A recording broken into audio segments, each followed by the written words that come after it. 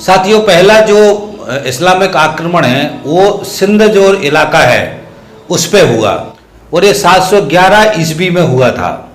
इसको अब्दुल नाम का एक इस्लामिक शासक था जिसने हमला किया था और वो असफल रहा था। उसके बाद से साथियों 712 में मोहम्मद बिन कासिम ने दूसरा हमला किया और जिसमें हमला करने के बाद से उसने सिंध जो एरिया था उसको जीत लिया।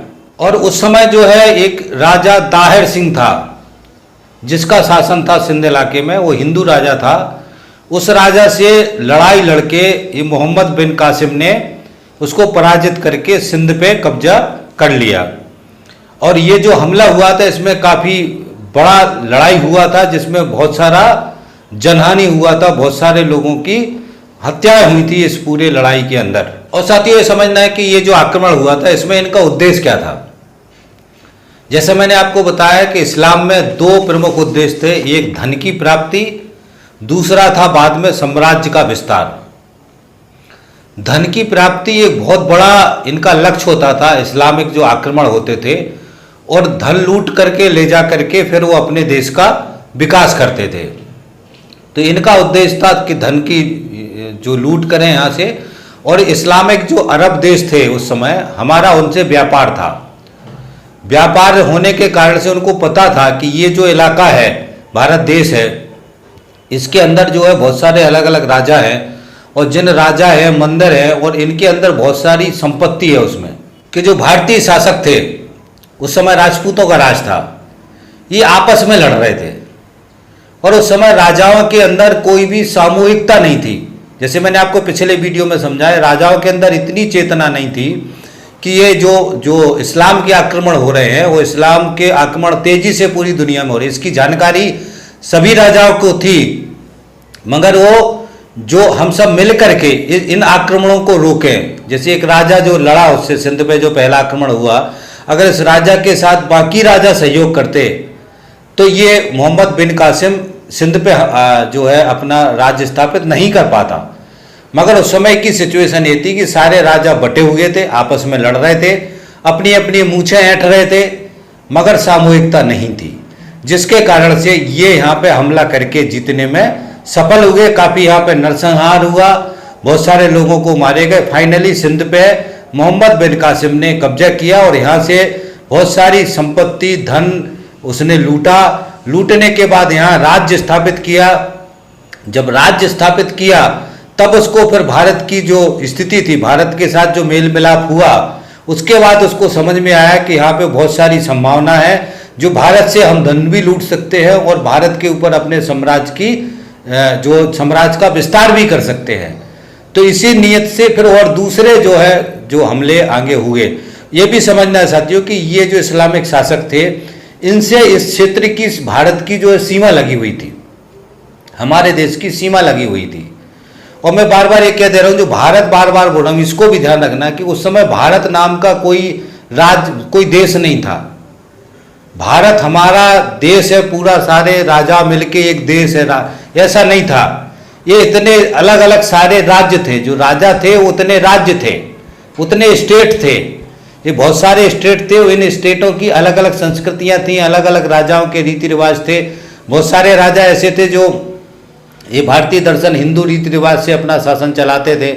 मगर सब राजा जो है अपनी अपनी ढपली, अपनी अपनी राख थी, सबकी एकजुटता नहीं थी। और एक राज्य की स्थापना, एक राज्य का विस्तार का सपना या भारत देश है, इस पर किसी तीसरे विदेशी का आक्रमण नहीं होने देना है, ये चेतना सही तरीके से नहीं थी राजाओं के अंदर, जिसका कारण था कि ये सारी सिचुएशन बनी। ये बहुत बड़ी कमजोरी थी जिसको साथी हमको अच्छी तरीके से ध्यान रखना है। दूसरा साथी एक चीज़ और ध्यान रखना है कि जो ये हम हिंदुस्तान की बात करते हैं, बहुत ही महत्वपूर्ण तथ्य है जिसको हमको ध्यान रखना है। जो हिंदू जो शब्द है उसको अरबों ने पैदा किया। जो अरब जो आए थे, ये इस्लामिक स्टेट के जो लोग आए थे, ये जो है सिंधु नदी के पास में रहने वाले लोग जो थे वो ये कहना चाहते थे, मगर सिंधु नदी की जगह उनको वो हिंदू नदी बोले, मतलब सिंधु की जगह हिंदू बोले, वो उनका बोलने में गड़बड़ हो गया।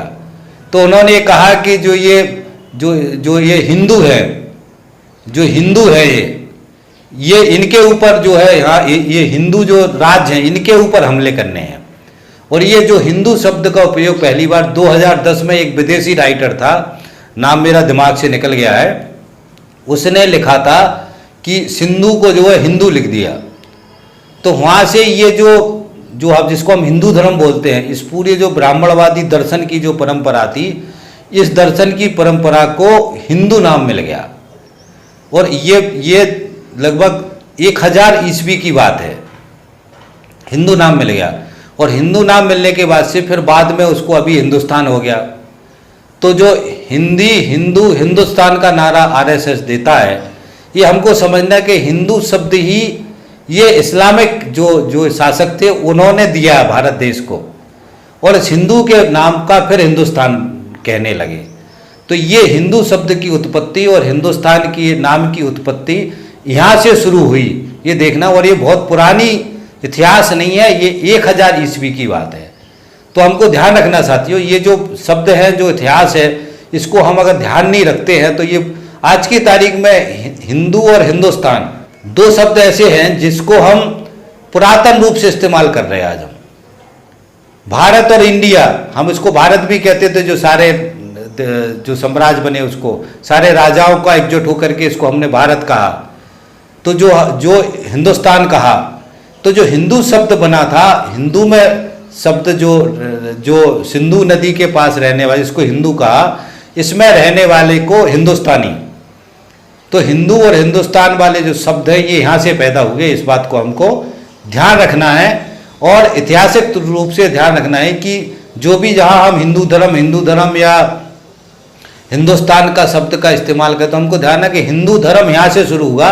इसके पहले ये वैदिक जो परंपरा है, जो ब्राह्मणवादी दर्शन है, ये अलग रूप में था, इसको हिंदू धर्म नहीं कहते थे। पहले इसको अलग तरीके के नाम थे, वैदिक दर्शन अलग अलग थे, वैदिक परंपरा कहते थे, सनातनी परंपरा कहते थे। ये राजाओं की व्यवस्था अलग अलग तरीके से, हिंदू रीति रिवाज जो आज हम कहते हैं, हिंदू रीति रिवाज का जो हिंदू शब्द है ये अभी डेवलप हुआ, इस बात को हमको ध्यान रखना है। बाकी पहले हिंदू नहीं था, वो अलग कुछ शब्द रहे होंगे। बाकी हमारे जो दर्शन में, भारतीय दर्शन में इसको वैदिक परंपरा, ब्राह्मणवादी दर्शन, ये शब्द सभी जगह इस्तेमाल किए गए हैं, इस बात को हमको ध्यान रखना है साथियों। अब इनके आने के बाद से क्या क्या विकास हुआ, क्योंकि जैसे ही आए तो इन्होंने ये खजूर की खेती करते थे, ईरानी थे ये, खजूर की खेती करते थे। तो इन्होंने सिंध के इलाके में खजूर की खेती का विस्तार किया।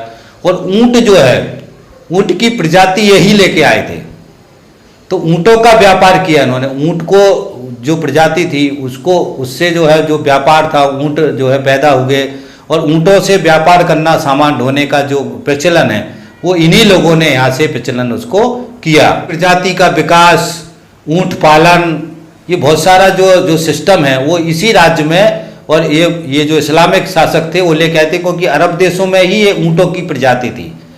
वहाँ पे बहुत सारा बड़ा इलाका था जो रेगिस्तान था, तो ऊंट वहाँ पहले से प्रजाति थी, जिसको लेकर के वो यहाँ पे आए थे साथियों। तो साथियों दूसरा उन्होंने क्या किया, हमने दो बताया इस्लाम के अंदर कि एक ज़कात था, और दूसरा उन्होंने एक जजिया लगाया, नया टैक्स था। मुस्लिम जो अमीर लोग हैं, व्यापारी है, उनके ऊपर ज़कात लगेगा, और जो गैर मुस्लिम हैं उनके ऊपर जजिया लगेगा। तो ये दो तरीके के जो टैक्स थे वो उन्होंने एक टैक्स यहाँ भी लगाया साथियों। इसके अलावा साथियों जो भारतीय संस्कृति थी, जिसको हम ब्राह्मणवादी संस्कृति या ब्राह्मणवादी दर्शन कहते हैं, इसके जो सिद्धांत है, जिसको एक पंचतंत्र का सिद्धांत कहते हैं। दूसरा ये ब्रह्मा सिद्धांत, जो ब्राह्मणवादी दर्शन की पूरी फिलॉसफी है, इसको भी अरबों ने जो है बहुत अच्छी तरीके से समझा और इसके ग्रंथ लिखे, इसको अरबी भाषा में ट्रांसलेट किया।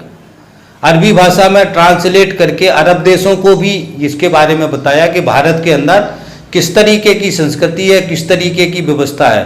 तो इसका आदान प्रदान हुआ, इससे उनको समझ में आया कि ये भारत के लोग या इस तरीके के जो लोग हैं, ये इस तरफ के जो राज्य हैं, ये किस तरीके की संस्कृति है और कैसे राज्य है, क्या इनकी राज व्यवस्था है। तो इन दर्शनों को भी उन्होंने समझा, उनके जो बुद्धिजीवी लोग थे, और उनको उन्होंने समझ करके अरबी भाषा में ट्रांसलेट करके जो अरब के इस्लामिक लोग थे उनको भी ये पढ़ाया और बताया कि इस तरीके की व्यवस्था भारत में है। इसको साथी ध्यान रखना है।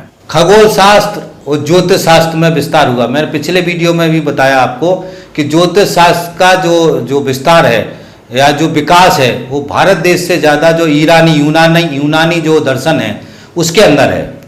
और हमारे भारतीय राजाओं की उसमें भी है, पिछले वीडियो में है, मैंने बता चुका हूँ कि बहुत सारी चीज़ें जो है हमारा जो ज्योतिष है उसको जो ये ईरानी जो दर्शन था, यूनानी जो दर्शन है उससे लिया गया है। तो ये सारी जो खगोल शास्त्र, ज्योतिष शास्त्र, इसका जो विकास था इसका भी साथ ही आदान प्रदान हुआ इस व्यवस्था के साथ में। और ये सारी व्यवस्था को समझने के बाद उनको ये समझ में आ गया कि भारत देश की जो स्थिति है इसके अंदर जो है जो राजा है, ये जो अलग अलग राज्य है, इन पे हम कब्जा भी कर सकते हैं, इनको लूट भी सकते हैं, इन पे हमला भी कर सकते हैं। और उनको ये भी इन्फॉर्मेशन मिल गई कि भारत देश के अंदर जो व्यापार होता था सिंध का और बाकी जगह का, उनसे उनके इस्लामिक शासकों को ये इन्फॉर्मेशन पूरी मिल गई कि भारत देश के अंदर बहुत सारा जो मंदिर है, मंदिरों के अंदर धन है और बहुत सारे राजा हैं, राजाओं के पास धन है और बहुत सारी जो संपदा है वो बहुत सारी है, उसको यहाँ से लूटा जा सकता है। जो हमला हुआ वो महमूद गजनवी का हुआ था।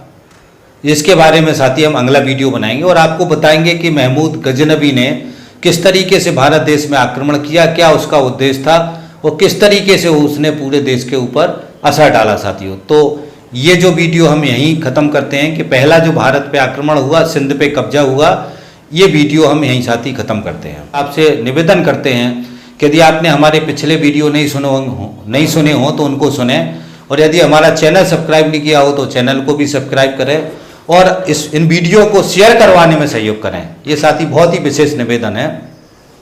हमारे पीछे मनुस्मृति की सीरीज है उसको सुने, उसके साथ में दर्शन की सीरीज में पूरे वीडियो हैं जो भारतीय दर्शन है उनको सुने साथी। बहुत ही महत्वपूर्ण जानकारी है जो हमने सीरीज के माध्यम से बनाई हुई है। तो आपसे अपील है कि समय निकाल करके सारी वीडियो सुने। तो इसी वीडियो को हम यहीं खत्म करते हैं। थैंक यू साथी, धन्यवाद, थैंक्स। मिलते हैं अगले